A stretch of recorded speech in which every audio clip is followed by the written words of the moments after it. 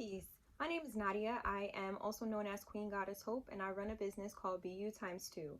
BU Times 2 encourages the young female entrepreneur to excel and thrive in herself, in her love life, in her personal life, in her career, in all areas of her life, including momhood. But she's doing so by using items that'll keep her centered mind, body, and soul. I used all of these items for myself during my spiritual awakening when I hit rock bottom, when my education was taken away from me. I reached my aggregate loans levels and I was at a 3.98 GPA, about to graduate with a social work degree. And here I am, 7 years later, being an author.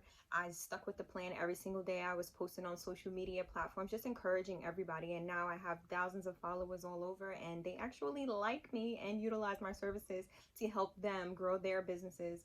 And that's exactly what I love to do. So BUtimes2.com allows them to do that. Thank you.